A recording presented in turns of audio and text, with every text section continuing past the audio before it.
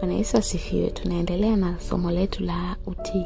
Mungu anapenda sana tuwe watii, tufuate kile ambacho anakuwa anakitaka. Tukichukulia mfano, kuna dhambi ya kutokutii na tutoa kuna nafasi. Ukichukulia mfano wa Adamu na Eva, ukisoma Biblia yako, kitu gani ambacho kiliwatoa bustanini? Ni kutokutii kile Mungu ambacho aliwaambia. Wakafuata ushauri wa shetani. Kutokutii ndo kuliwatoa Adamu na Eva bustanini. Lakini pia kuna watu wengi sana, ukisoma Bible unaona kabisa kwa nini unadhani Yona alimezwa na ule samaki. Kwa nini Yona alikuwa anakataa kile Mungu anachomwambia, nenda sehemu fulani ukahubiri injili, lakini alikuwa anapingana na sauti ya Mungu. Mwisho wa siku alimezwa na nini? Na samaki. Kwa dhambi ya kutokutii inaweza ikakuletea vimbwanga kwenye maisha yako. Mungu anataka tuwe watii, na Mungu anasema mimi ninaangalia kutii sio sadaka. Ninataka utii sio sadaka.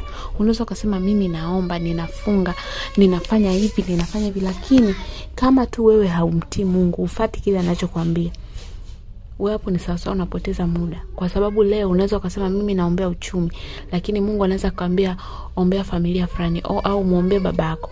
Kwa sababu hautii, hauwezi kupata majibu. Kabisa hauwezi kuona majibu. Kwa hiyo ndio hivyo. Jamani, utii unatuweka kuna nafasi, lakini kutokutii kunatutoa kuna nafasi. Na Mungu anasema anaangalia mtu ambaye ni mtii. Katika kitu kikubwa Mungu anachoangalia ni sisi kufuata kile anachokitaka yeye. Na tunakifuata kile anachokitaka yeye ni kwa ajili ya utukufu wake.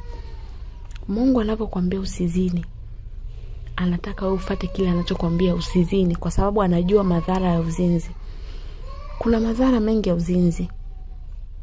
Na mnayajua kwamba nimedhini, nimepata mimba, naendelea kuwa singomaza.